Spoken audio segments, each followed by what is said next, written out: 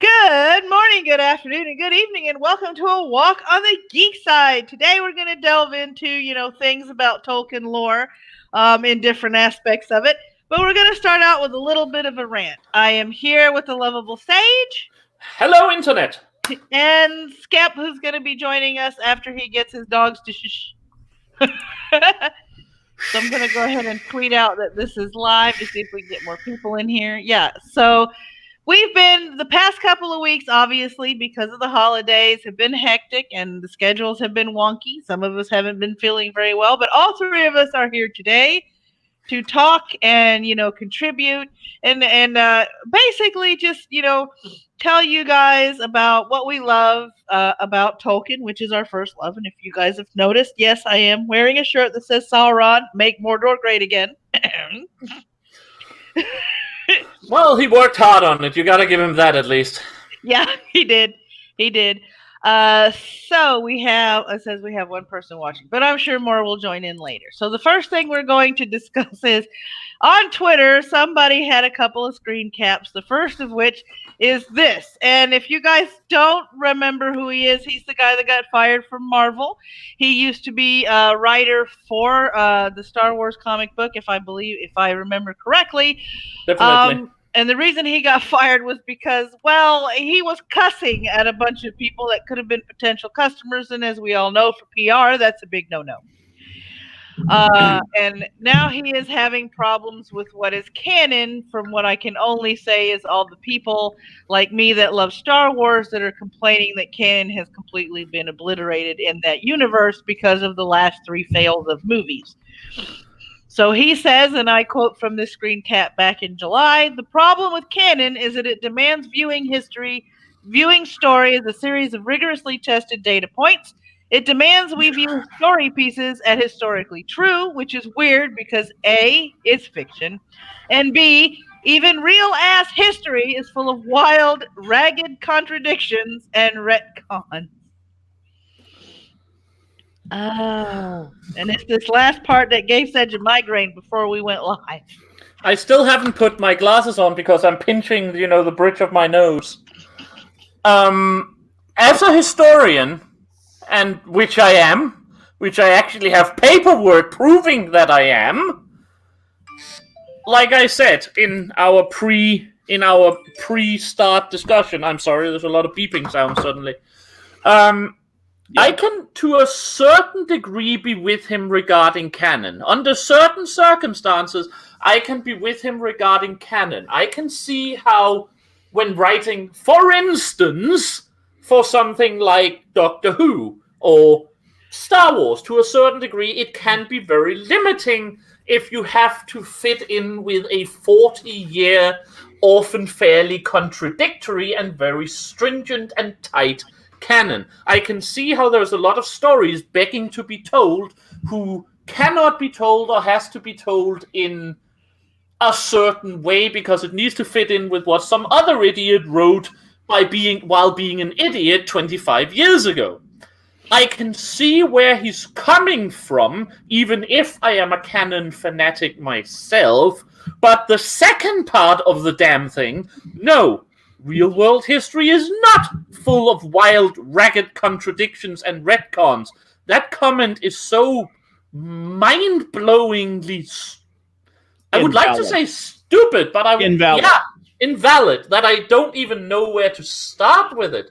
Yeah. History writing can, to a certain degree, be this in the same way. I mean, but looking at it like that, it's basically the same way of a flat earther or a creationist looking at science as science have changed its mind, therefore it's completely wrong. I mean, yeah. Sorry. Right? May I make a comment about this? Mm-hmm. Please. First of all, the first problem that I have with this is that he lumps all of canon of every story into one category. That is an invalid thing to do. So he's starting off with a presumption that is invalid on its face. And here's how I would support that assertion. If you look at Tolkien's canon, J.R.R. Tolkien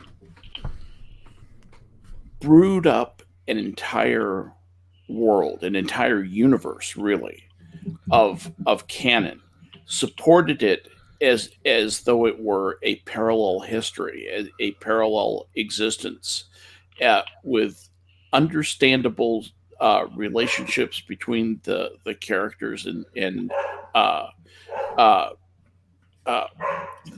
Hello, puppy. normal transactions between people and beings and gods and ents and orcs that all of which we can relate to, and that makes for a very consistent, very understandable and brilliant piece of canon. Now compare that to something like Doctor Who, which is essentially a piece of canon that is the canon of Doctor Who is written by a bunch of different writers who were writing it week by week for a TV show. That's a completely different, it's organically different process from the way that Tolkien constructed his world. The world of Doctor Who is a tinker toy world with, strange and interesting and kind of fun transactions back and forth between people, but it doesn't really work as a parallel existence that we would really understand. It only in spots does it do that. And so in that type of canon, yes, I can agree. But the problem is when you say that Doctor Who canon is just like J.R.R. Tolkien canon, sorry, that falls down. Yeah. Yep. No. Like I said, what I meant was not, like I said, that I have a problem with canon. I absolutely am, in fact, a fan of it.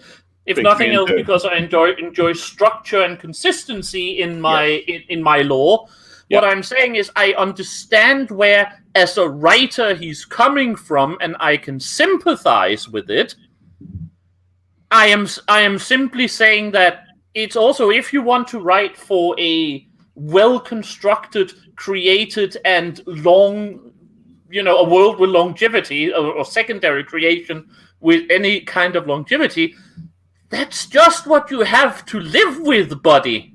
Yeah. And and the history part of it is just blatantly wrong. Yes, the history comment is almost a non sequitur. Yeah. It doesn't really relate to anything. He just plops out this weird and on its face wrong. Even real ass history is full of wild, ragged contradictions. What? And retcons? I mean, unless he's talking about the Soviet Union, revising history and erasing people from history and so forth and so on. I don't know what he's talking about there, and I don't think he knows. He seems ignorant of real history to the point where his picture of what real history is similar to the lore that he knows something about. That he study in his comic book things. He sees the contradictions there. He thinks that history must be the same way. I am, to a certain degree, agreeing with you. I mean, to a certain degree, there is historical positivism, or the German school of history. Now I'm getting, okay, I didn't want to do this, but now I'm getting technical. Yeah. Anyone who has not actually studied history professionally, if you want to put it like that, and actually watches this, I am sorry, but it's necessary to understand the point. There are several ways of looking at history.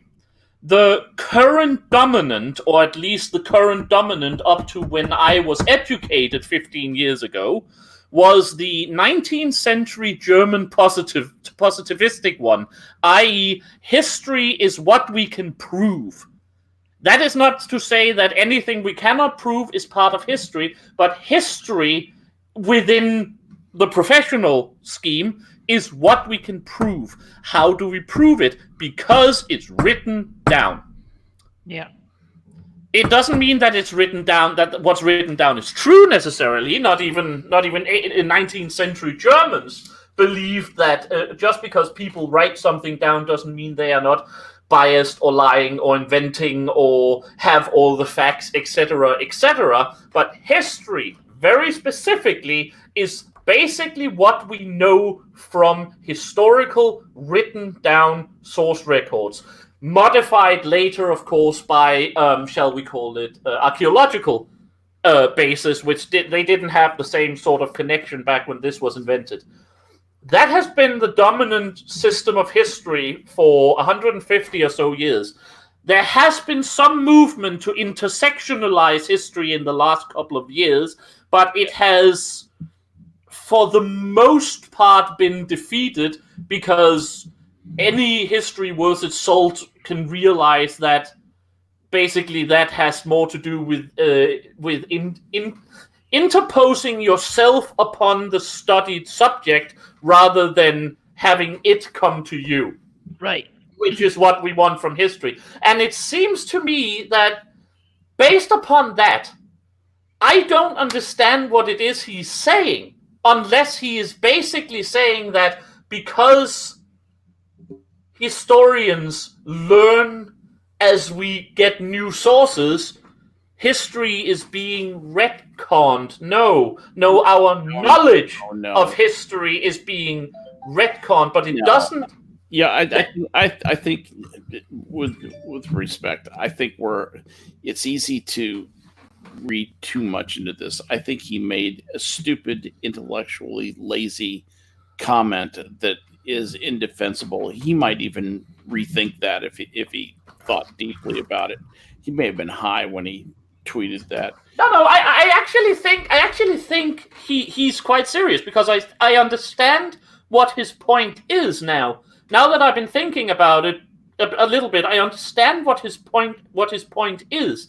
He thinks that because we understand his idea of why he's putting it in hashtags, in apostrophes, is because we are seeing history different as we get more information.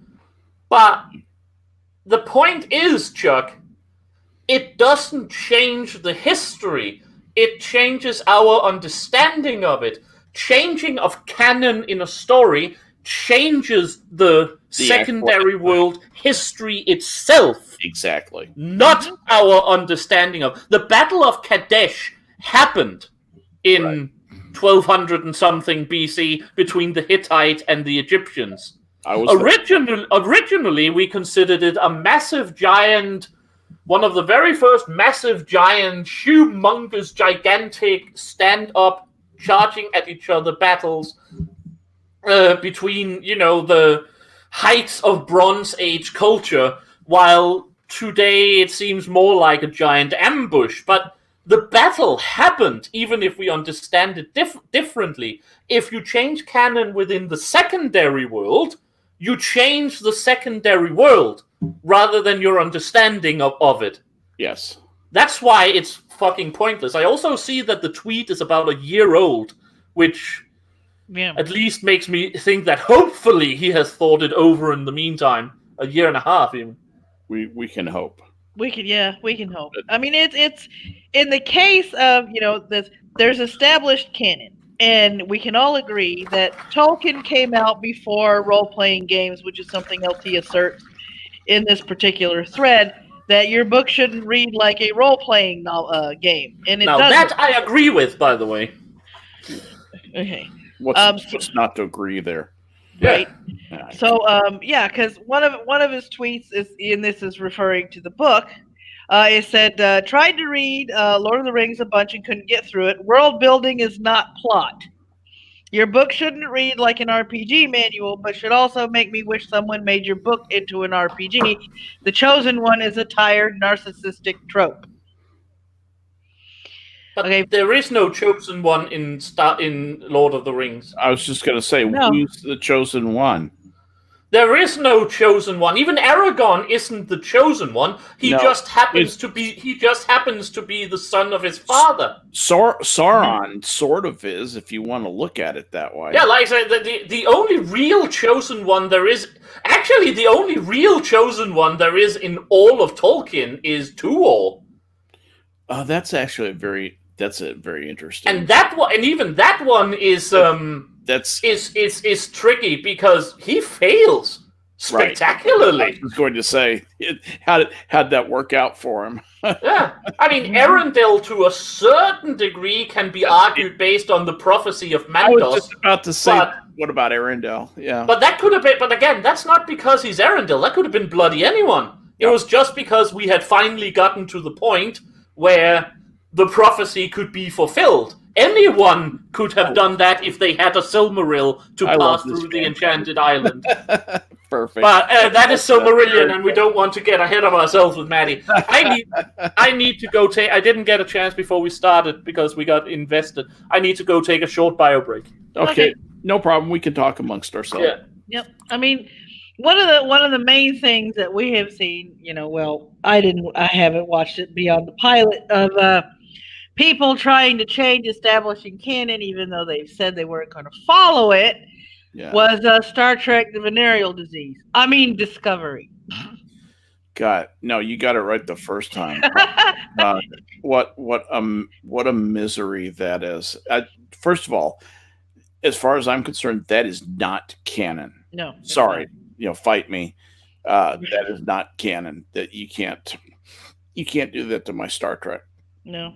Well, it's like somebody tried to argue with me, and I just said, "Whatever you say." We were supposed to be listing the Star Wars movies, and I'm trying to see if I can find the quote to see what exactly I said. I know we're going off a little off topic, but until he comes back, it's okay.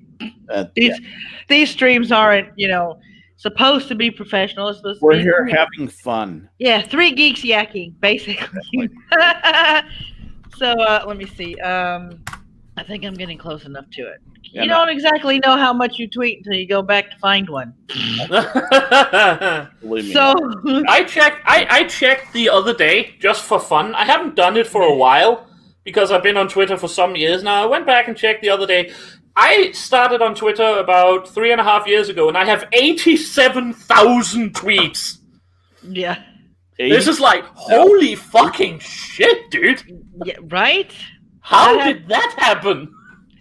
All the conversations we would get into, the back and forth, the gift wars we would wage on one another. No shit. But I mean, it's as a writer for me. You're the historian. As a writer for me, because I'm going to focus more on my writing in the coming year. I've made that a goal of mine. I'm looking more at how things are written instead of, more than how things are directed or produced per se, if that makes a difference. Yeah, I can. And in so doing, I guess I triggered somebody when I made my list of Star Wars movies because I listed, and yes, I will forever call them this, The Bile Awakens, The Last Mare Sue, and The Rise of Salmonella as fan fiction. I'm sorry, because when the plot leak started coming out for the last one, I'm like, you have got to be kidding me. Please tell me I didn't step through a mirror into an alternate universe, because this is not Star Wars. This is the fan fiction of a woman in her mid-40s with 30-plus cats that's had too much wine. This cannot be, because, okay, this is it. Somebody said, now that the Skywalker saga is complete, let's do this. So this was my list. Canon. Number 1, Empire Strikes Back. Number 2, A New Hope. I did them in order of things that I liked. Number 3, Return of the Jedi. Number 4, Attack of the Clones. Number 5, Revenge of the Sith. Number 6, Phantom Menace. Fan fiction. And that's exactly how I put it. The Bile Awakens, The Last Mare Sue, The Rise of Salmonella. And I said, the ones I haven't seen, Rogue One and Solo. And somebody said, they're all canon. And I responded with, whatever you say. It's such a piece of garbage. The only thing I have to say about this is that I'm ranting enough about Tolkien. Yeah. Let's make another stream about about Star Wars if you want to make me going there, because I don't want to lose my voice before we're over today. I have to work tomorrow. All right, to change the tone, the second screen cap to this tweet was a quote from Tolkien himself. What really happens is that the storymaker proves a successful sub-creator. He makes a secondary world which your mind can enter. Inside it, what he relates is true. It accords with the laws of that world. You therefore believe it. while you are, as it were, inside. The moment disbelief arises, the spell is broken. The magic, or rather art, has failed. You are then out in the primary world again, looking at the little abortive secondary world from the outside.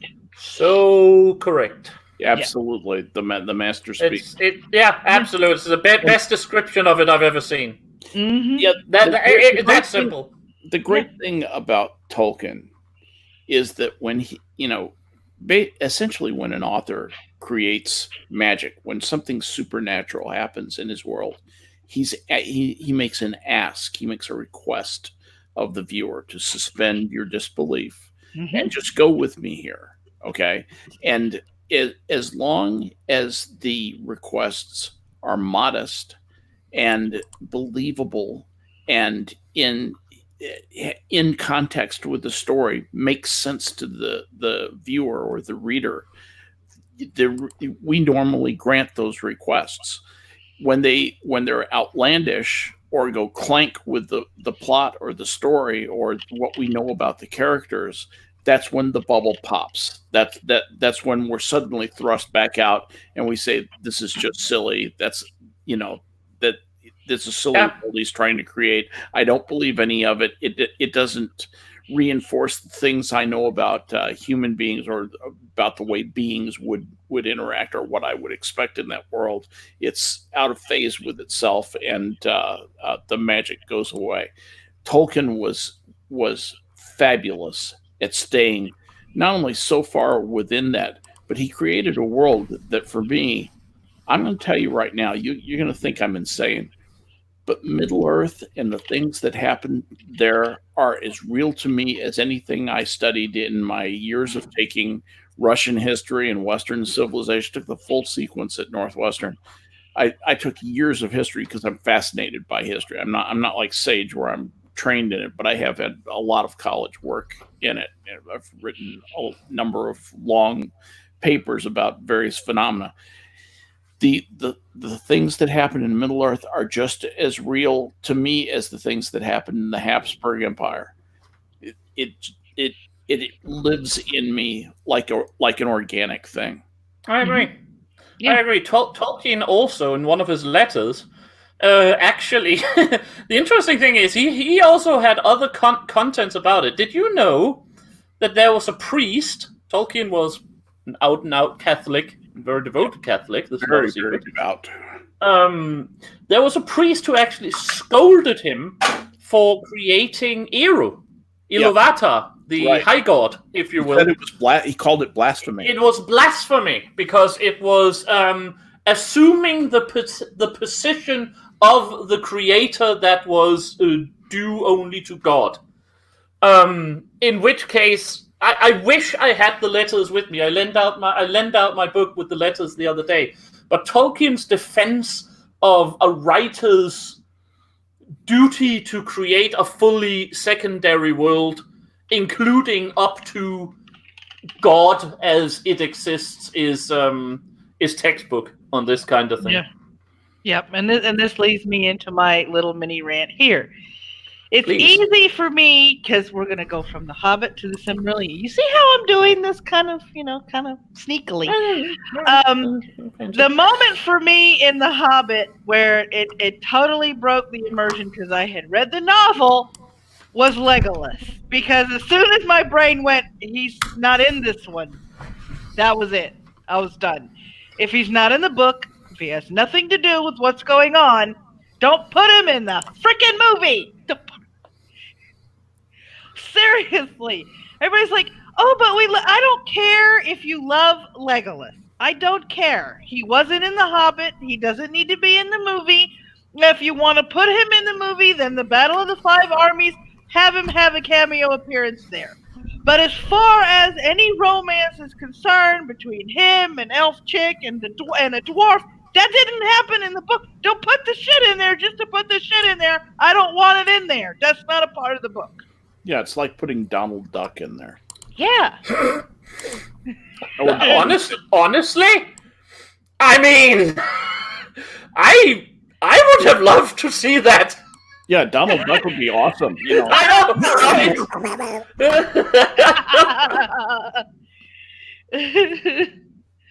I give you the king under the mountain, Scrooge McDuck. No, he would be then- Smog. Scrooge McSmog. Scrooge McSmog.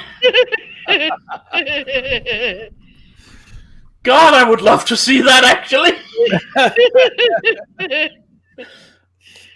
That could be some fun parody to put together. But Shit.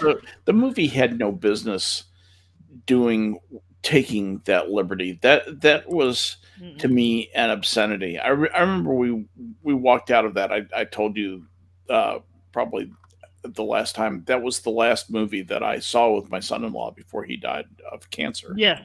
And we walked, and he was a lore freak just like us. He's up in heaven now. Probably gets to talk with J.R.R. Tolkien himself, and we if he can get him away from Christopher Lee. Exactly. He's probably in the same book club. Anyway, we looked at each other, and I just said, nope. And he said, I know what you mean. It just was awful. We just felt terrible, you know, after watching that, and just felt like something it was obscene. It was something evil had been planted on something that we both loved very much, and it just been so completely disrespected by the filmmakers that we felt a little bit heartbroken. We had such high hopes for it. We thought it would be at least of the caliber of the first three. See, that's the point. I never did. As soon as I read that it was going to be a 3-movie deal, I lost all hope right there. Well, Yeah. Let's face it. I just did. We were hopeful. We were hopeful, and we purposely had not read very much about it because we wanted to go in and just see it with fresh minds. And we walked out of there just thinking that we had seen almost like an evil parody of the real thing. It was like I said. The only thing that we liked was the casting of Bilbo. No, I like the casting of Bilbo. I loved being able to see the White Council actually interacting. Yeah. Like I said, I have a lot of good things about the Hobbit movies. It's just not me. Something that should have been made. It broke my heart. Like I said, I have a ton of positive things to say. It's just that none of those positive things outweighs the negatives. Right. In any way. I can't get to the positives because of the negatives. So, because for me, it broke the bubble. I could not grant what the movie maker was asking of me as a viewer. I mean, that's always a thing. The thing is, of course, also, again, I went into it with expectations that it would be survivable, not that it would be good. Yes, and we had the expectations that we thought it would be great. I maintain that despite the fact that it was an hour too long, or half an hour too long, 45 minutes too long, which is, again, based on the fact that it should always ever have been a duology rather than a trilogy. Yeah. An Unexpected Journey was okay. Not good, not acceptable, but okay. Yeah. From the perspective of it didn't do anything worse than I had anticipated, and I didn't walk out hating it. Yeah. I didn't walk out liking it, but I didn't walk out hating it. Yep. We were just disappointed, that's all. Desolation of Smaug, The Adventures of the Dwarfs. As long as you stayed with the dwarfs, as you did in the book, fine.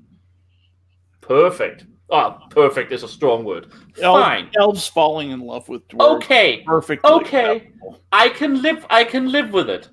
The second you moved the problem is, again, we have said it before, we have said it many times before, the second you move away from the actual journey of the dwarfs, and to a certain degree, the White Council stuff, I have thoughts about that. But as long as you move away from the dwarfs you move away from what Tolkien wrote. Yep. And the problem is not that there cannot be others writing as well as Tolkien, even though I have never seen it, but there is no one else alive today, not even Guy Gavriel Kay, who is probably the closest, who write the same way as Tolkien. And the second you write something that is not Tolkien into a world that is based into Tolkien's secondary world, the discrepancy and lack of credibility becomes stark. Yep. Yes, it is. Yes, I would agree. Tolkien would the mere fact, I know, I have heard Peter Jackson on this, he didn't want the love story, he was basically told to write it in. Oh. But the point, it's a great idea. I'm sure, sure. We've got marketing. We've even got the lines for you. But I mean, even then, I would have thought that I know the problem was that The Hobbit had already been in like limbo for 5 years at this point. But I would still think Peter Jackson, of all people, would have had the clout to say, go fuck yourself. The problem is, everyone knows Tolkien. Tolkien wrote one love story in his entire legendarium. He has many people who fall in love and get married, but he only ever wrote one love story, Beren and Luthien. Sure, so trying to write a love story, and of course, the tale of Arwen and Aragorn, but even that is nope. It's a tricky one because it's written from that weird after report perspective.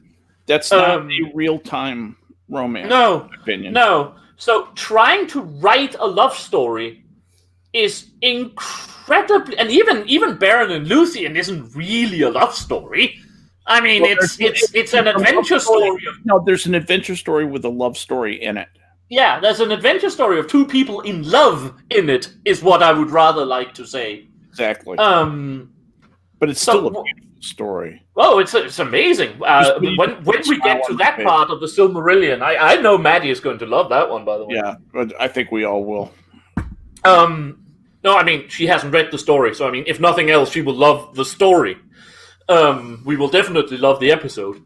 But trying to write a love story set in Tolkien's secondary world is doomed to failure because it's so far removed from anything that secondary world was created to do. And no one can write a love story in Tolkien's world because Tolkien himself would never write a love story in his world. So you're trying to shoehorn a different kind of writing from a different kind of time into a story, secondary world, and general sort of attitude that doesn't warrant it. Can I ask you how you feel about the treatment of Radagast? Like I said, I had thoughts on the White Council. I actually liked Elrond, Galadriel, and Gandalf. I realized that they changed and conflated Gandalf's multitudes of visits to Dol Guldur to fit the compacted timeline of the movie. But I liked how they worked those three characters, even Saruman. I mean, the four main members stands about. I'm coming. It's coming. All right. I liked how they made the primary book members of the White Council. I think all of them was close to character, how things could have happened. I actually don't think Radagast is probably too far off from what Tolkien made of him. Slightly silly, druid hippie kind of thing. The problem is not how he is made, but that he is played for most of the story for humor. It's the same thing we had with Gimli. Gimli in the movies... I was just about to compare him to Gimli. Gimli in the movies are not actually doing anything that he didn't do in the books. But Gimli in the books is played seriously with humorous elements, as Tolkien was very good at. Yeah. It's a subtle and English and dry comedy, but it's there. Like with Gimli, they are playing Radagast primarily for humor. Probably also why they picked a comedy actor to play him. Although, I suppose they also picked a comedy actor to play Dine, who is given a lot more, honestly, dignified treatment, if it absolutely have to be. Mhm. But I don't mind the way they presented Radagast. I despise the tone they put on him, if that makes sense. Yeah, they made him a flippant airheaded druid. Yeah. I don't mind him being. I mean, he is described as basically being lost to nature. He was one of Yavanna's guys. Yeah. Skep will know what I mean. Yep. He was one of Yavanna's guys. He did fail or fall, such as it is, by becoming, the druid of Southern Mirkwood rather than one of the Istari facing Sauron. Right. So I don't mind them. Hell, even Gandalf in the Lord of the Rings doesn't really say that Saruman is wrong when Saruman calls him, the addled brain. Radagast the fool. Radagast the fool. I mean, Gandalf, of course, has nice words for him and is against Saruman, but you don't get the sense that he actually disagrees too much with his judgment call on Radagast's intelligence. Yeah. I don't think that was a place where Gandalf was going to disagree much with. No. Like I said, in that particular exchange, Gandalf is still holding Saruman to be the leader of the White Council. Of course. And I mean, I don't think contradict him. I absolutely don't think Gandalf had a problem with Radagast. I don't think Gandalf shared Saruman's view of Radagast. Saruman liked Radagast. No. But I mean, and Gandalf isn't actually talking to Saruman. Gandalf is describing the conversation to Frodo. Yes, but 6 months later. For ease of. Yes. So my point is not that I think Gandalf believes that but Radagast is dumb. In that conversation, I don't think that Gandalf would have said, "No, Saruman, Radagast. No, of course not. Wizard. He does some things really well. You should have more respect for him." No. I believe that Gandalf really thought that. And so I don't actually share the view that Radagast is a fool or that he's a hippie or that they had any business portraying him that way. But that's where I disagree. Yeah. Because Gandalf does indicate that in other conversations. Radagast himself, of course, is an accomplished wizard, a master of change. Masters of changes of colors and hue and shapes. But it's well known that Radagast fell because he became too obsessed with the flora and fauna. I can't remember the Elvish word for them right now. If anyone has the Silmarillion at hand, you can probably find it. Or Alvar, or I can't remember off the top of my head. My point is, I don't have a problem with them portraying him as a. I don't have a problem with them portraying him as a druid, if that's what you want to call it. I don't have a problem with that either. I have a problem with them portraying him as a creature of silliness. That's what I have a problem with. Yeah, that's what I have a problem with too. So we agree fundamentally. That he is supposed to be silly rather than perhaps just too obsessed with his particular subject. Precisely. That's what I was trying to get to right there. So Helvar and Olvar, that's the way it is.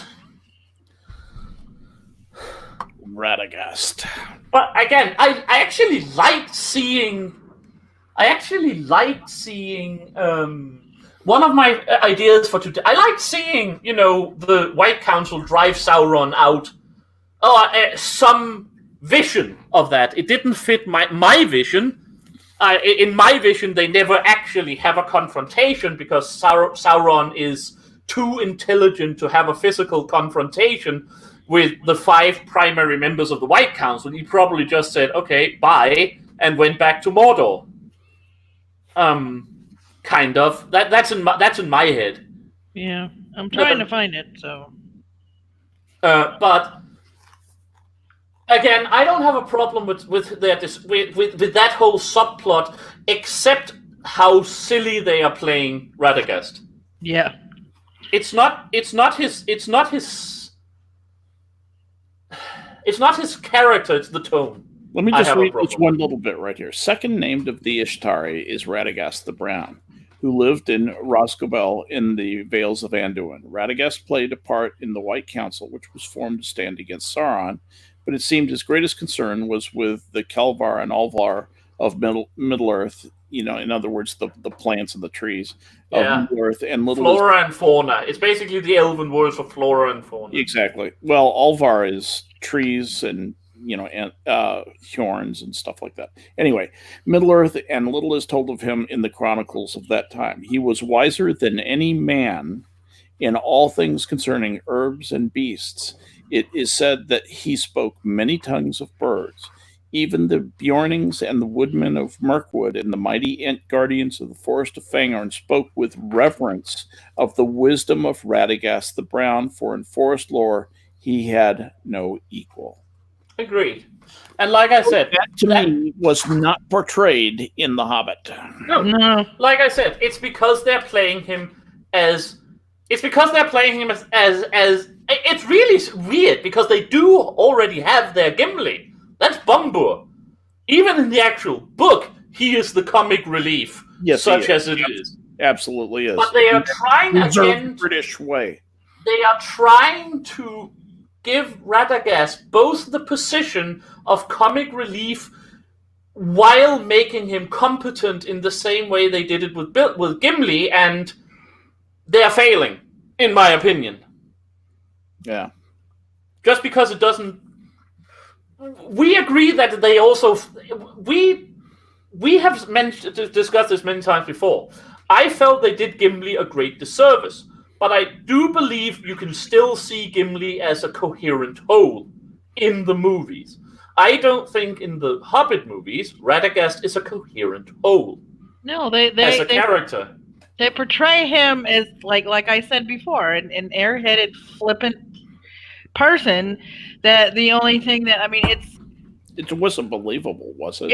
It was more whimsical than anything else, and it's like. Yeah. To be perfectly honest, I hate to say it, they portrayed him as he was portrayed in those movies, as he portrayed the Seventh Doctor, without the darker sides that became obvious over those 3 years. Yeah. Yeah. If you take his silly side as the Doctor, the anyone who doesn't know, the character was played by the same character who played the Seventh Doctor back from 88 to 90 or 87 to 89. Basically, the last Doctor Who before the great pause up until the mid 2000s. And his character was, obfuscating stupidity, I believe, is what, or obfuscating silliness, yes. I believe is what TV Trope calls it. And that was very much that character. He was very silly and seemed always to be on the back foot and a comedian, and then he threw down the mask and revealed he had been the chess master, having everything under control.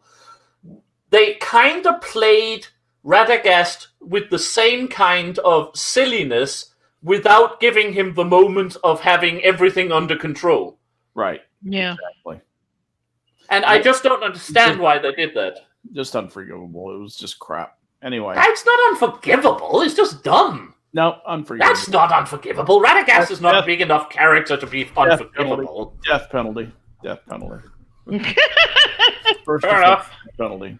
You know, Fair enough. I mean, I have more. I have stuff where I would rather have people killed, like the aforementioned elf dwarf romance. Yeah, mentioned repeatedly. Really nasty. Well, see, they could possibly have been doing further on in the Silmarillion where they said that in response to Radagast. Let me see if I found this damn thing again. Well, I had it, and then the goddamn search thing went. All right, here we go. He set watch. There we go. He set watch upon the Gladden fields, but soon he discovered that the servants of Dol Guldur were searching all the ways of the river in that region. Then he perceived that Sauron also had learned of the manner of Isildur's end, and he grew afraid and withdrew to Isengard and forfeited it. And ever he probed deeper into the lore of the rings of power and the art of their forging. But he spoke none of this to the council, hoping still that he might be the first to hear the news of the ring. He gathered a great host of spies, and many of these were birds, for Radagast lent him his aid, divining not of his treachery and deeming that this was but part of the watch upon the enemy. Maybe they just overplayed that part of his naivete? Yeah, that's what they're doing. They are playing him as the character that Saruman says he is, rather than the character that Gandalf says he is. Exactly. Yeah. That's exactly right. Yep. Yeah. Well said. Is what they're doing. Also, I sincerely hope that he retreated and fortified Isengard rather than forfeited it, because otherwise I want to know who the hell is there 100 years later. Sorry, that was my ADD. It is fortified. But okay, let's get to it. Since we are doing the Hobbit rant, so get it out of the way once and for all. Okay. Let's get to the goddamn thing that's more than anything. I have other things I want to complain about, and I have things to the romance. It's the fucking romance. That is just inexcusable. We have already talked about that it doesn't fit into Tolkien's world in many, many ways. That was the intellectual part of my argument. Now to the other part of my argument. Now to the flaming emotional part. Bad! It is so badly played. It is so badly played conceived. By the actors. It's so badly conceived. It's so dumb. It doesn't fit in. It doesn't have a rule. It doesn't even have a fucking conclusion. No, yes, exactly. It's just a blob. A formless, shapeless, needless, utterly needless blob. As much as I hate to quote Lindsay Ellis, the former nostalgia chick, because she is nostalgia chick, yeah, the nostalgia chick. She's Lindsay Ellis, but she coined the term "big-lipped alligator moment." Something that comes out of fucking nowhere, jumps in, takes over everything, has no point and meaning, jumps back out again, and is never mentioned again. Right. This is literally that whole goddamn romance, except for the fact that it's something else. Again, I keep mentioning this website called TV Tropes. If you haven't read it, go in and check it out. It's weird. But they have a thing called a romantic plot tumor. Where a romance that should be a sideline, possibly even a minor, irrelevant sideline, suddenly becomes a tumor, blows up, takes over the entire plot line and kills the story. That's what this fucking thing is. Yep. It's like they could have just, posted a picture of what the fuck her face is with Keeley on the specific page, and everyone would know what it was about. It's dumb. It's stupid. That is fucking unforgivable, because it ruins, even if nothing else have ruined the movies, like the fact that they are 3 hours too long, because they should never have been 3 movies. That alone ruins the fucking movie, and there are other things that could ruin the movie, no matter how much I like certain aspects. Yeah. Yep. Not to mention, they are not in love. The two people are not in love. They are staring wistfully at each other 3 times. Yeah, it looks more like a lust relationship to me than it doesn't even look like a lust relationship. It looks like two. Seriously, I had more believability in Anakin's romance with Padme in Attack of the Clones. Yeah. Because at least he was acting like he was acting like a teenager would in real life. These are acting like Hollywood teenagers having a crush on each other without being able to say it, and then the movie ends. Yeah. Like And I said, I just realized my voice broke. It's a formless blob because there's no reason for it. There's nothing good about it. There's nothing positive about it. It doesn't add anything. It's just sort of there. It's confusing and distracting and irritating. I hated everything about it. It absolutely was one of the worst things about the movies. The only possible payoff is the fact that it kind of gives Keeley a personality, which is something he didn't really have in the books. But then again, most of the dwarves didn't really have a personality. Yeah. What was the difference between Nori and Ori? Yeah, what's the difference between Oin and Gloin? I mean, Gloin is a little bit fire. I mean, Gloin is a little bit more fleshed out because he's sort of the first to accept Bilbo, and Oin gets eaten by the Watcher. Yeah, I mean, 50 years later, but right. But yeah, Ori, Nori, Dory. What? Can you tell them apart? If you didn't know who they were? That's my point exactly. Bifur, Bumbur, and the last one, Bofur. Yeah. I mean, Bumbur Bifur and Bofur are, they seem to be twins. Bombur is big fat Bombur. Is the fat comic relief. Right, exactly. It's Jackie Gleason. Dwalin. I mean, I know Maddie. Balin to a certain degree, because even in the book he does seem to be Thorin's second. Yes. But I know Maddie will have a positive emotion towards Dwalin because of the Lord of the Rings Online, where he plays a rather significant part in at least some of the storylines. But in the actual Hobbit, he's there. like I said, there's 13 dwarfs. Yeah. I think 13 dwarfs, right? Plus there Bilbo. Were 12. There were 12. Bilbo made 13. Oh, sorry. There are 12 dwarfs, and 4 of them, maybe 5, has a personality. So I suppose I can see why they wanted to give Keeley a personality. Only it doesn't do anything. Nope. I mean, it's just, let's face it, realistically, from a writer's standpoint, I understand completely why Tolkien wrote it like he did. Now, it's a children's story. Right. The adaptation from the book to the movie was unrealistic because you don't have time, even in 3 movies, to flesh out 12 different dwarf characters. You're going to have 3 or 4, possibly 5 max, that are to the fore where you see that they have some sort of independent thought and their own separate personalities. The king under the mountain, or Thorin Oakenshield being the main one, and then the ones in the background there. But you don't have time to flesh out all 12. Nor should you. It would be pointless. You only need 3. You really only need 3. You need Thorin, which they are doing very, very well. Let me say one thing. If there is one thing I will always defend the movies about, holy fuck, they got Thorin right. Mm-hmm. Yeah, you're absolutely right. They did get Thorin right. Balin, that egotism, that drivenness, they did. Yeah, and and at the same time, the nobility and the sense of duty. Like I said, I do believe they got Thorin right. Yeah. Thorin needed a personality. Balin had it, needed a personality. Gloin needed half a personality, which was basically just, I kind of like the Hobbit, unlike the others at start. And Bumbur needed a personality because he's the fat happy one. Yeah. 4 guys. The other 8 can basically just hang around. Even in the movies, they can basically just hang around to be to be warm bodies.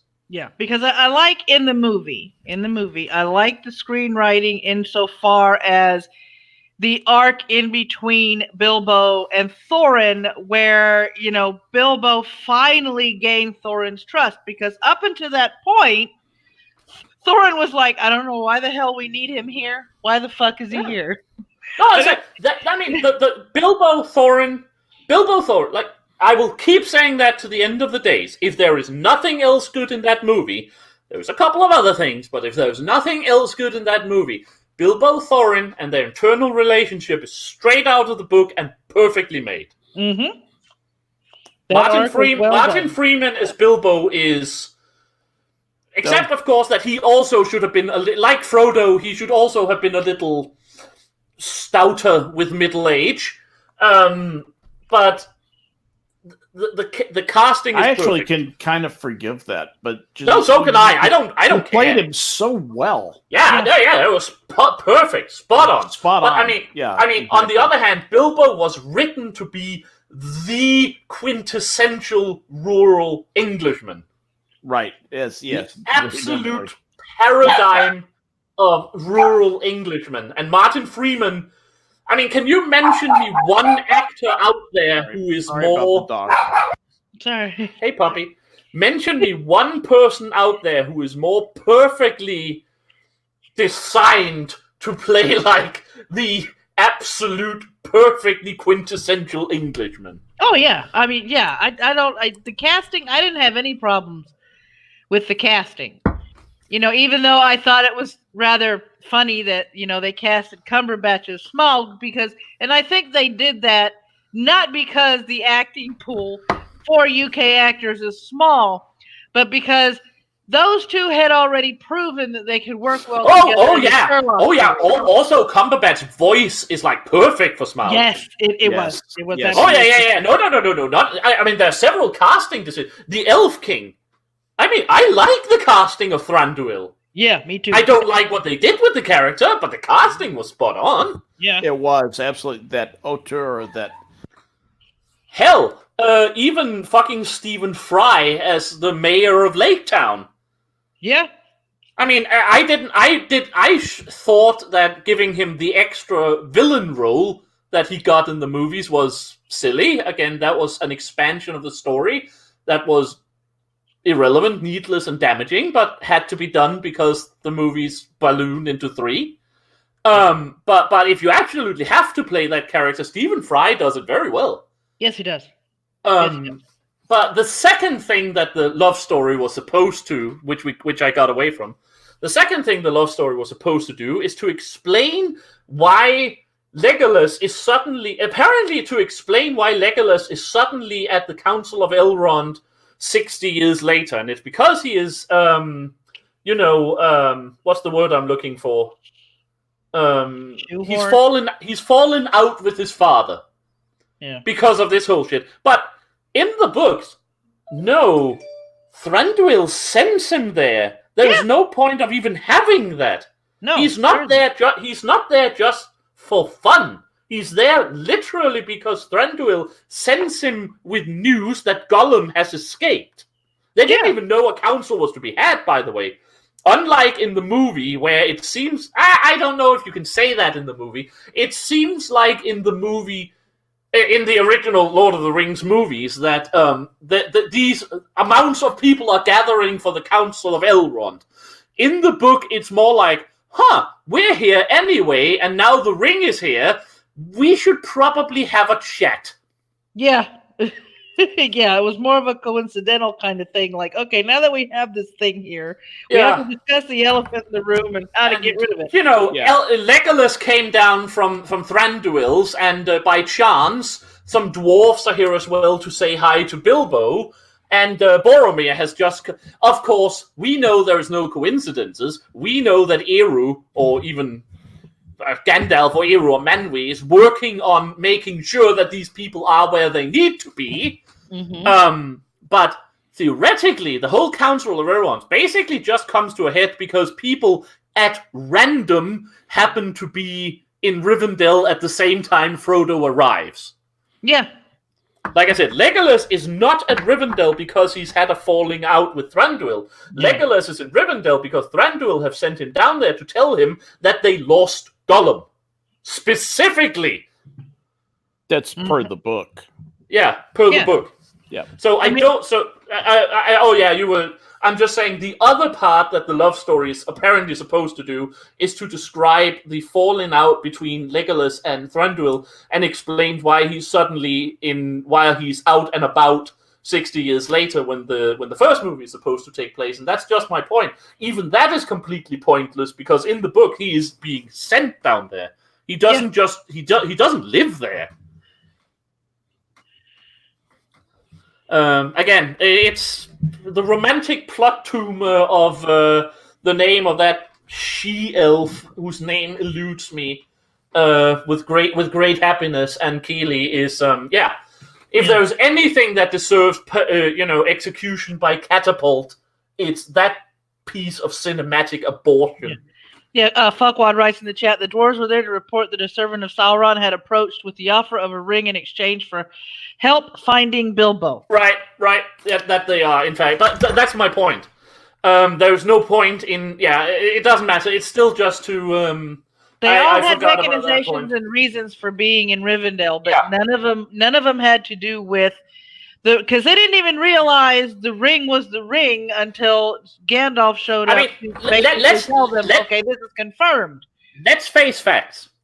Until Frodo arrives... Actually, not until Frodo, that's my bad. Until Gandalf arrives in Rivendell, having fought the Nazgul at Weathertop, I don't think anyone, except Gandalf and to a certain degree Aragorn, who he told, knew that the ring had even been found. Yeah. Well, he told, I think if I remember the book correctly, he told Frodo. But Frodo knows. He's carrying it around. But I mean, of the wise or the White Council or whatever, Elrond and Galadriel doesn't know the ring has been found. I sincerely doubt, based on the story, I can be wrong because it's never spelled out, but reading the story, Gandalf doesn't learn with certainty the ring has been found until he throws it in the fire. Right. Until then, he would not have told the other members of the White Council because it's Gandalf. That's the way he operates. He wants to be sure. Yeah. After he throws the ring in the fire, he definitely doesn't write to Rivendell before he writes to Gondor. He writes directly to Gondor to start looking at old records again. Yeah. And then he writes more specifically to Gondor but never gets there because he gets diverted to Isengard. Yeah. So this is just pointless because it all comes down to that stupid love scene, love story, but I suppose we want to try to avoid talking about. Yeah. Until Gandalf arrives at Rivendell a week or so before Frodo, no one knows that the ring even exists. Right, because Gandalf went, he Well, wrote... they know it exists, but they don't know it's out and about. Well, Sauron does, obviously, and the Nazgul, but none of the good people knows what the hell is going on. Right, Gandalf had to go to Rivendell before the rest of them showed up in order to confirm that, yes, what was found in the Shire was the actual ring that Sauron is looking for. I mean, he's chased there by the Nazgul. Yeah. But my point, until that point, remember, that was another thing that I despise in the movies, just because I know people have discussed this before, but there is absolutely no evidence in any of the books that this is true, and it would in fact destroy a hell of a lot of Silmarillion plot lines. Elves cannot use telepathy. No. Galadriel cannot keep everyone talking with her mind. No. Bad. Bad, Peter Jackson, bad. Yes, that was... Yeah. But he actually did that in the Lord of the Rings movies. I know he did that in the Lord of the Rings movie. I didn't like it then, but it wasn't... I know that you know. I'm pointing it out. I'm pointing it out for the stream. I'm just saying it wasn't so relevant in the Lord of the Rings movie. It's basically only one point. Well, I mean, when they are at the mirror, theoretically, I don't think it's indicated that it's Galadriel's telepathy. It might just as well be Frodo using the One Ring to know what's in her mind. That's what it's supposed to be doing, after all. Yeah. That's like literally its primary purpose is to let him or the wearer knows what's in the mind of the wielder of the other ones. And Galadriel is currently the wielder of one of the three. What the hell is the name of the Ring of Water? I can't remember, but she is nonetheless. So Nenya or... Nenya, probably, yeah. Vilya, Nenya, and the other one. Doesn't matter.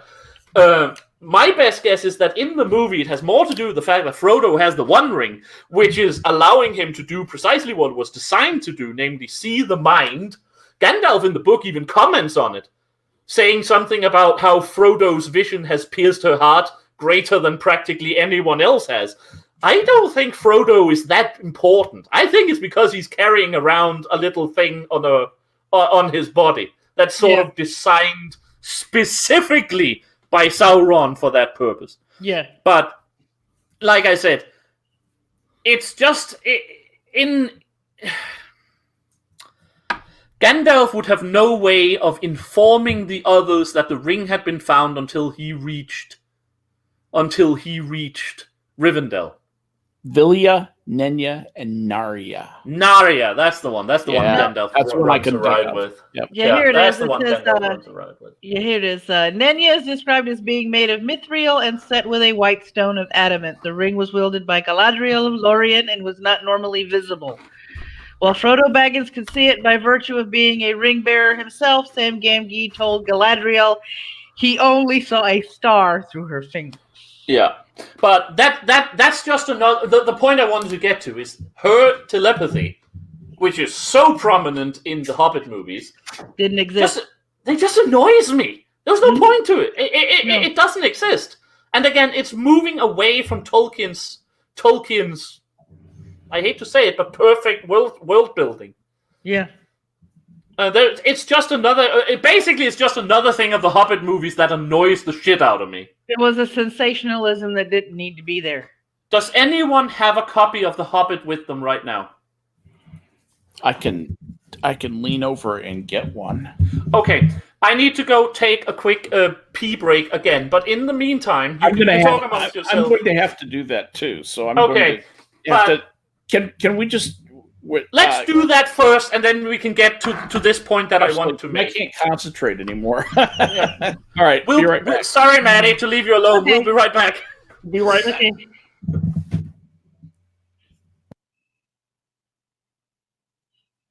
Yeah, I don't have a copy of it on here. I don't think so. I thought I did, but apparently I do not. Oh, there it is. There's my Hobbit.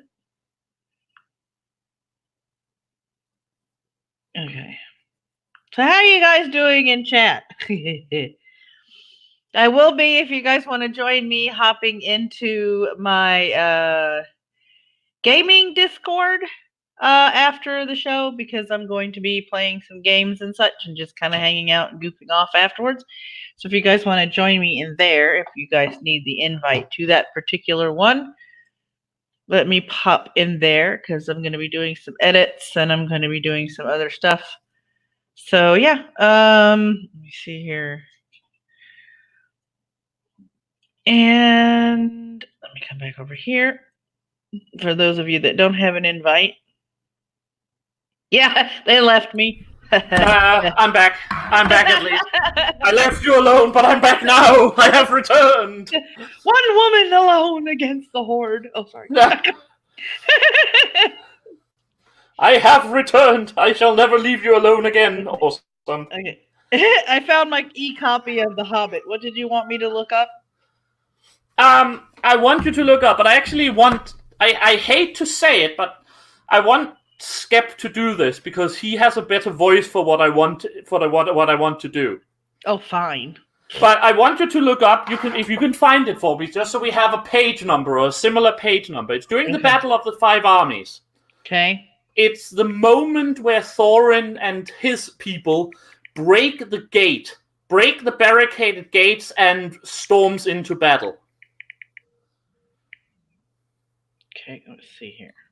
It's probably apart from the romance, this is probably my single biggest problem with the entire movie, and it's just a small thing, but it shows my level of annoyance with when you break the professor's text.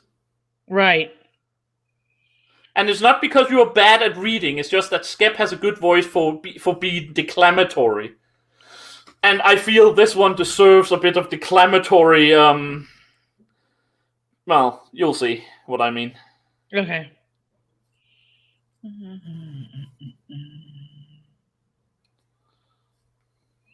Yep.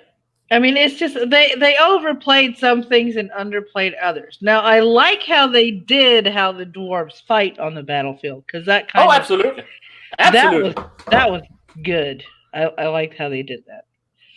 There was a lot of good stuff about the fact that they managed to differentiate the various forces and their fighting styles. Yeah, they did that very well, and I like that. But if you can find that, then just I have a point to make when he is back. Mm-hmm. Also, because I think he might have something to say about it, actually. Oh, possibly, yeah. But in the meantime, can I say I love the design of? I have to say I love the design of Erebor. Yeah. I love finally seeing a dwarf realm in action, so to speak. Yes. I think the first time I experienced that after watching the movies was actually playing Lord of the Rings online the first time I walked into Thorin's Hall. Yeah, exactly. Because those you can tell by the way they crafted that game that they absolutely love the lore and the world. The turbine is it's like anyone who talking about. Anyone who worked... We're talking about the design of Erebor. I love the design of Erebor. I have to admit. It has since been bought by Standing Stone Games, and they have done 2 visual updates since then. So they've added... I would like to explore that. Maddie, offline, I might like to get with you and find out how to get into that. Okay. I have that. I also have that game. We've talked about this, but we never found time. When we're done here, I think we need to find time when we can do some actual, gaming. Mm-hmm. But anyway, would you be amenable to having a newbie along? Oh no, not at all. Dude, I mean, I'm a newbie. I haven't played it in like 10 years. I know Lord of the Rings, but I just don't know gaming that well. Absolutely. I haven't been a gamer like you for 10 years. Yeah, I can always switch the schedules around, and I can always have it to where we can do the gaming on Saturday, to where we can trot across Middle Earth, the 3 of us. And then, that would be great. That would be awesome. Actually. Well, like I said, let's find a time for that when we're done here. Let's not bore the audience such as it is with planning. In the after show. Anyway, Maddie, did you find the page I was looking for? What page are you looking for? Oh, I'm looking specifically for the moment where Thorin and his dwarves breaks the barricaded gate and jumps into battle during the 5 armies fight. Battle of 5 armies. That specific moment when they are throwing down the gate and charging into battle. When you have found that, just let me know, because that's one more thing that I have as a problem with the movie. And again, this is just where it shows perhaps that I'm a bit too anal, but it primarily feeds into my general dislike of changing Tolkien's text because of just how good with words he is. Yeah. In the movie, the guys are fighting. More specifically, I think, Dain's dwarves have formed a battle line in front of the barricaded gates into Erebor and is assaulted by the orcs.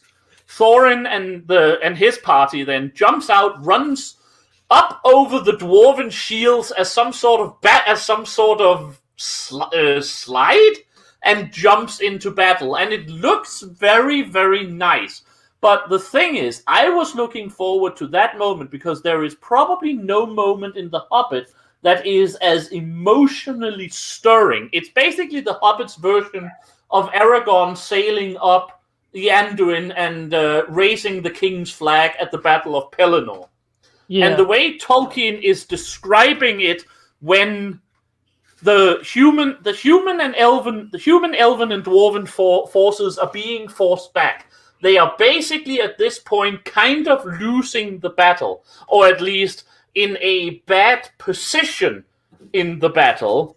And then the dwarves of the Iron Hills plunged in. Is that specifically where Thorin and the others go back into battle. Oh. You know what I'm talking about. When you're reading that yes. particular... I want you to read that particular segment, and I need you to be declamatory, because holy fuck is it good. Yes, because I was outvoted, so...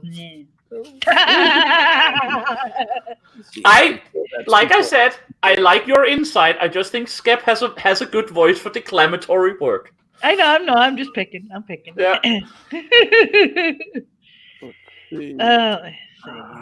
But again, setting the scene. The battle is raging.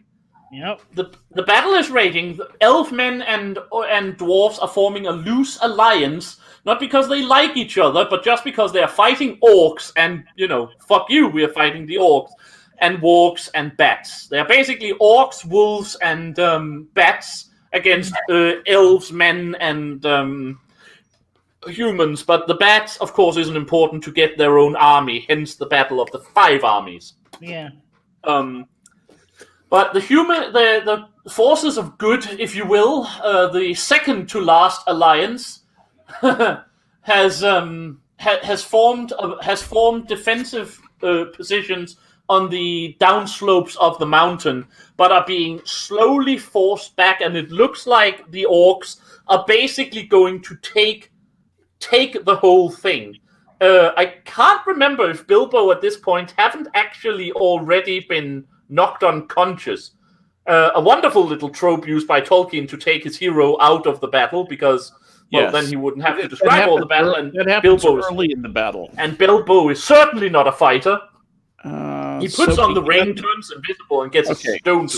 So began a battle that none had expected, and it was called the Battle of 5 Armies. It was very terrible.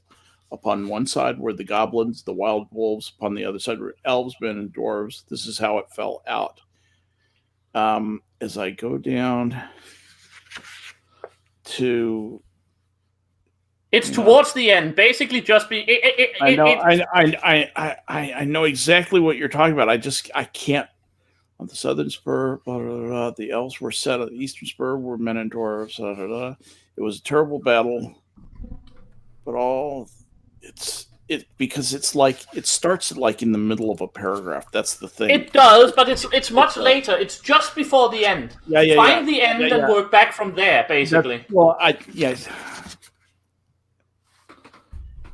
Rocks were held down to me. Let's see.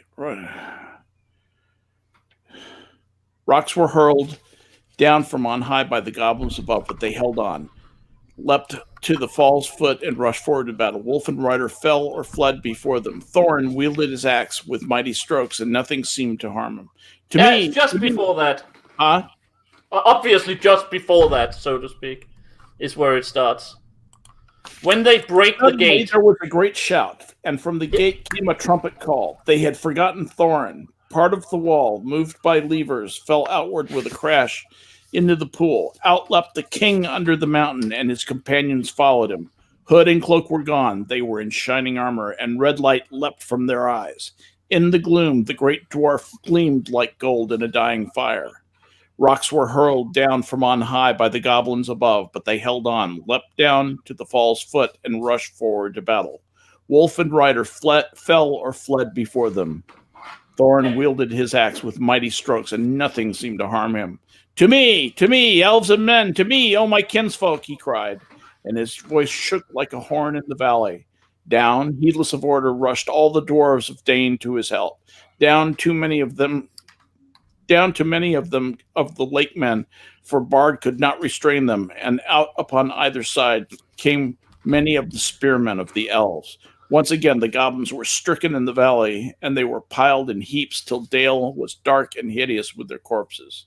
Is that glorious or fucking what? The wargs were scattered, and Thorin drove right against the bodyguard of Bolg, but he could not pierce their ranks. Yeah, I mean, after that it goes on, but it's the specific moment when they break the gate, he storms into battle, and just the whole thing. Yeah. In the movies...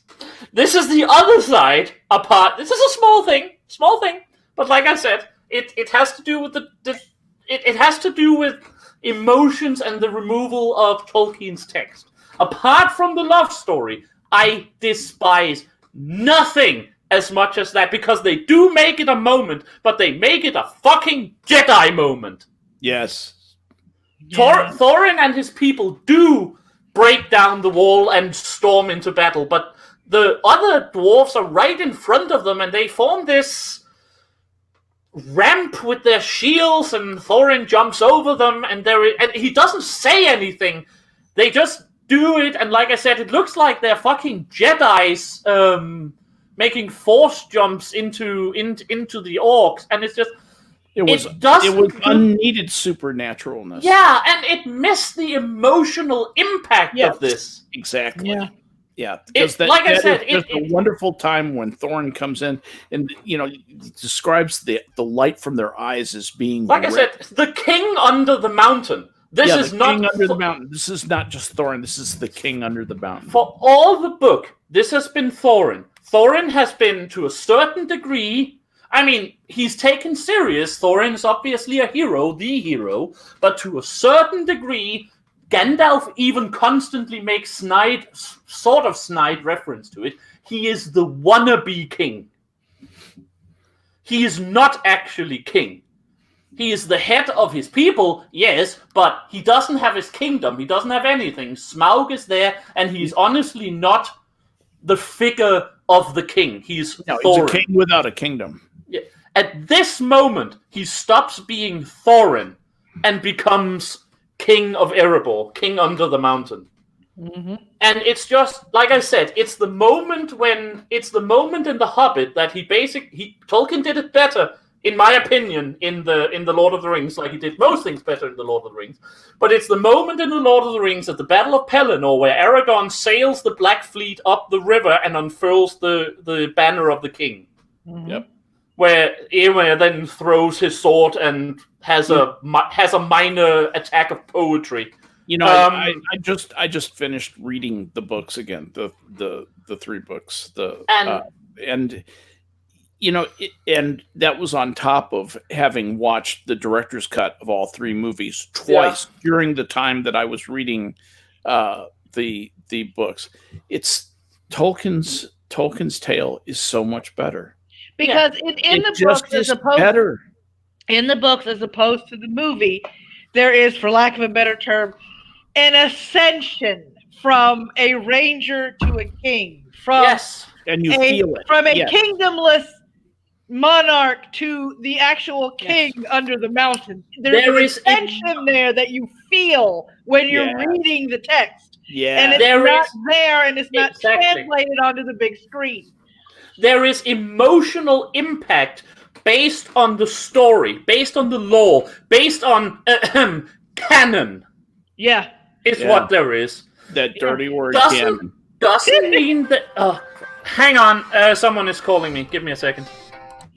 I mean, it's as much as people sit there and complain about canon, to me, especially if you're establishing a world in which to write your stories, it's very important. Well, yeah, it is your world. I mean, it's the place where everything is going to happen. It is the absolutely sine qua non, to use the Latin, the thing without which you cannot exist. Yeah, the world cannot exist without its canon. I mean, it's Tolkien had it. I'm world building with the novels that I'm getting ready to really hit hard and write next year. Even Dungeons and Dragons has their own entire campaigns written in a world that's canon for them. That's canon. But like I said, look at the bestiary of the original bestiary of Dungeons and Dragons. Mm-hmm.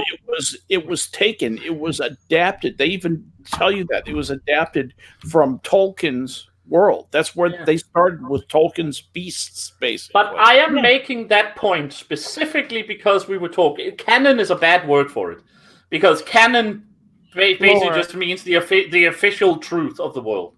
But what I'm talking about is, I would have mentioned this no matter what, because of just how much I hate the moment in the movie compared to the moment in the book.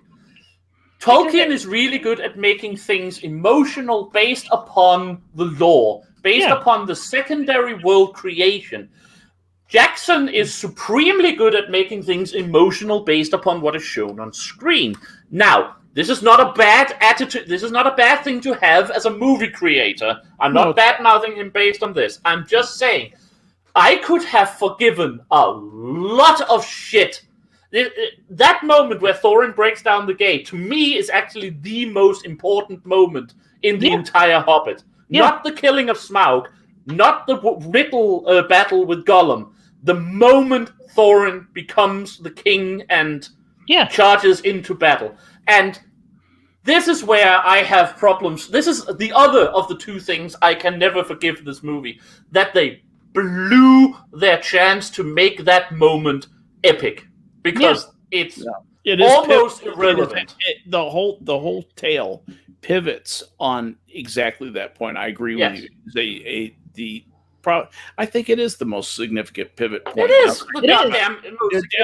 Other than maybe Bilbo deciding to go on the quest in the first place. Yeah. I mean, there are plenty of important moments. I mean, the most important moment is obviously the riddle game because it leads directly into the Lord of the Rings. Right. But for the tale as the tale, this is the not the ending of the battle where Bjorn comes in and murderises the shit out of the orc leader and his bodyguards. Not the crowning of Dain later. The emotional climax of the book is Thorin becoming king, breaking down the walls and charging into battle. Yeah, because it was at that moment that everyone on the battlefield took notice of him, gave him deference as king instead of a wandering dwarf. Yeah. That's the significance of that part. When he called to arms everyone to follow him into battle to help defeat, these evil armies. He did so with a majesty, with this depth and this urgency that you could feel in the book that they left out of the movie. And where he became the king for himself as well. Yes. And all we are left with in the movie is the ramp Jedi moment that I call it. I could have forgiven everything up to and not including the love story if they had done this one right. And they fucking blew it. Yep. Looking at you, Peter Jackson. Right. If you need to remake that goddamn scene. Remake the whole thing. Well, and do it right this time. Do it the way that I tell you. Yeah. I have a script, damn it. Well,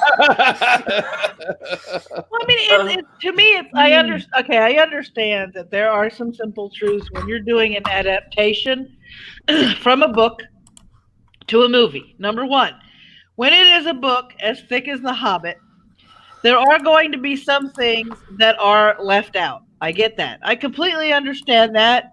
I'm okay with that. Sure. Okay, but number one, do not add in things that have nothing to do with the book that were not included in the book. I don't care what your production company says. If it's not in the book, it doesn't need to be in the book. You yourself, as a director or as the screenwriter, or both of you, need to read and reread the book and pick out the pivotal moments of the book and realize these need to be in the movie exactly how they're written. How do we make this work?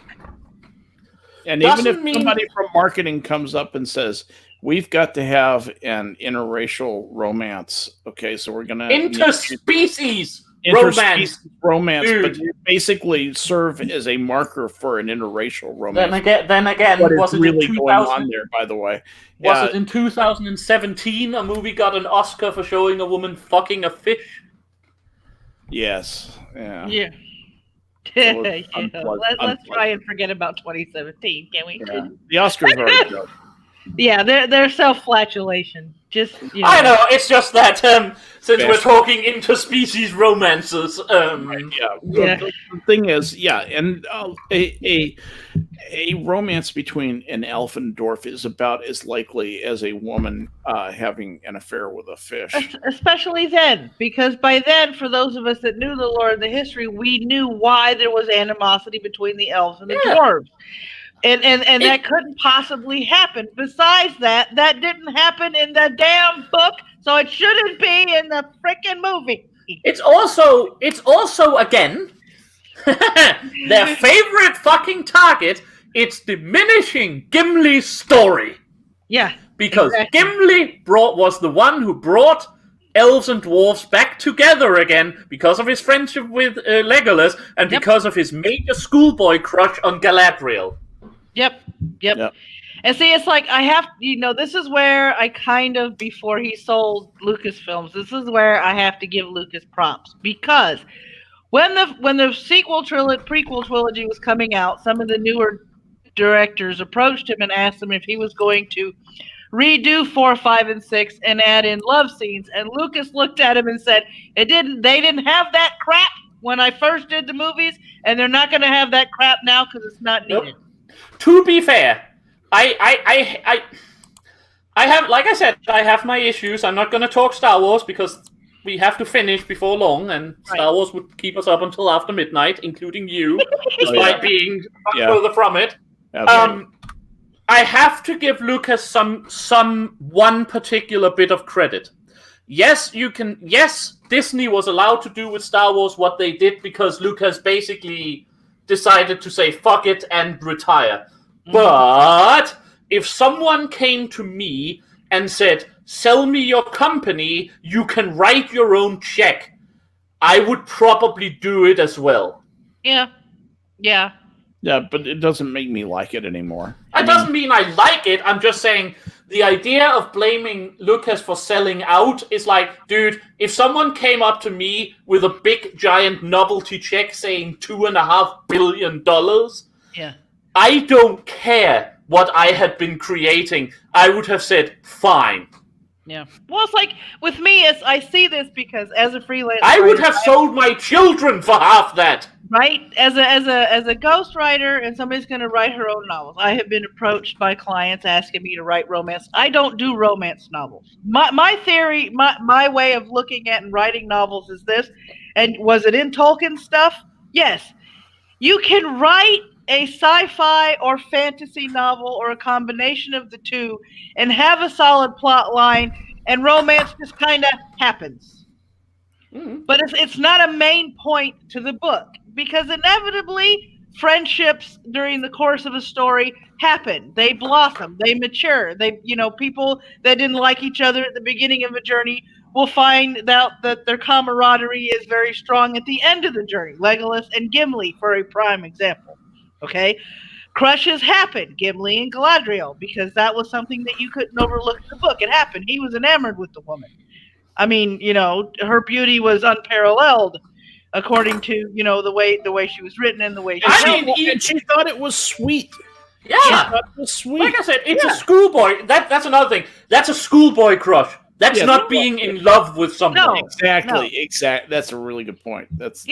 Also, she was married, by the way. Yeah. And I know. been married for a while, by the way. But what I'm saying is, it wasn't a main thing. They didn't try and make it outwardly obvious. It was just, he has a crush on me. That's sweet, and they moved on.